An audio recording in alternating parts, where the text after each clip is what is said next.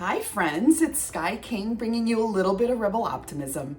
And today I want to talk honestly about something we rarely name. Why rest doesn't always feel like rest, and why so many of us don't feel better even after we finally take a break. Because I don't know about you, but there have been so many times I've taken a long weekend or even a vacation and come back thinking, why am I still so exhausted? Do I need a vacation from my vacation? So today I'm going to share a little bit of the science behind this and 6 simple things you can do to actually get more out of your time off so those resets feel restorative and not disappointing. Before we dive in, go ahead and subscribe so you don't miss more tools, insights, and ways to reduce burnout and bring more thriving into your life. So let's jump on in. I'll be the first to admit I have this expectation of myself to bounce back quickly. Maybe this is something you have too.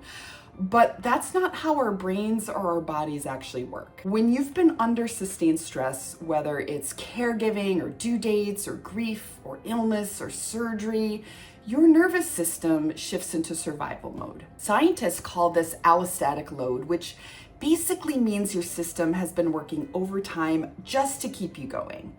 And during these periods, cortisol stays high, our sleep suffers, we have tense muscles, attention narrows, and emotions can get even louder. Our whole baseline shifts. And burnout, as defined by the World Health Organization, is not a personal weakness. It's this unprocessed and unrecovered stress. So here's the kicker. When stress finally ends, our bodies don't simply instantly snap back. It exhales, it finally gets the message, okay, we're safe enough to feel or to let go of everything we've been holding back. And this is why so many of us crash when we get time off. I know I tend to get sick a day or two, into vacation. You might feel foggy or get extra emotional. And for years, I thought this meant that I was doing rest wrong, but it turns out that was biology, not failure. And I want to just share a quick personal story that shifted something for me recently. So earlier this month, while recovering from abdominal surgery, my husband bought me a Lego Phoenix. It was Fox from Harry Potter, so I was really excited about it. And I started building it slowly, piece by piece, as I had energy. And somewhere in that process, I realized you can't rise until you've rested. And rest takes as long as it's going to take. Healing isn't one big moment. It's not an on or off switch. It's hundreds of tiny moments, little rebuildings, little breaths, little kindnesses to ourselves. And recovering from stress is like reassembling ourselves piece by piece, quietly, and all of this is so we can rise again stronger. So when we emerge from stress, our nervous systems are like when you're walking out of a dark theater into that bright sunlight, and you just need a few moments to readjust, to have some gentleness, to have that time to transition back to baseline. And honestly, being told to slow down and give it time, I know it's hard to hear. I don't like to hear it. During recovery, I'm one of those people that's like, I gotta get back on my feet. Maybe I can rest or heal harder or faster. And that's just not reality. Recovery doesn't come from effort. It comes from giving your nervous system new experiences and a chance to say and know you're safe now. So before I share these 6 tools for resetting, I want to just name something important, and that is that burnout isn't something where you're just fixing yourself. Burnout is often a response to systems and environments that ask more of us than we can sustainably give. These tools aren't about correcting a flaw in you. They're about giving your nervous system the support it maybe hasn't been receiving from the world around you. Here are the 6 practices that actually help our systems reset.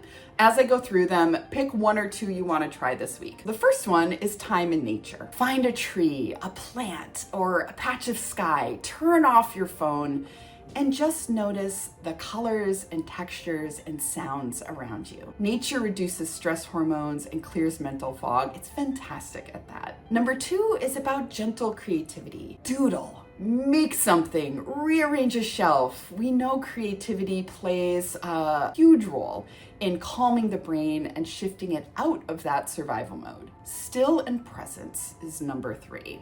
And this is all about taking a slow 10-minute walk, leisurely, maybe it's at half your pace, trying a few deep breaths.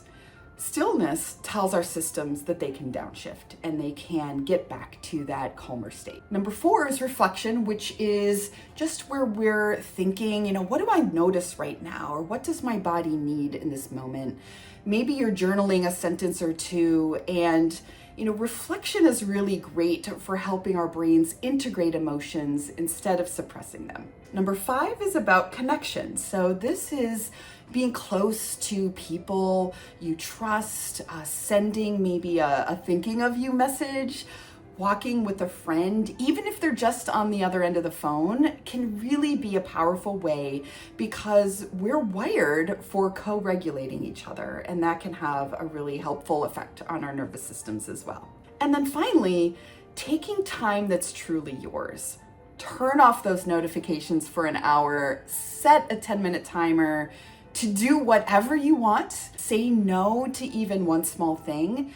We know that those tiny autonomous acts, where you're helping your system to relax, can have a big impact. So just to anchor them one more time, the 6 reset practices are nature, creativity, stillness, reflection, connection, and time that's truly yours. Wherever you are in your recovery journey, I hope you give yourself the conditions you need to come back to baseline. I'm right here with you, going through the same things myself. And if you want support, I've created some gentle reset experiences, both in person and online. You can learn more about those at geodelifeworks.com. Don't forget to subscribe for more tools to help you thrive. And remember that healing isn't weakness, it's wisdom. You've got this.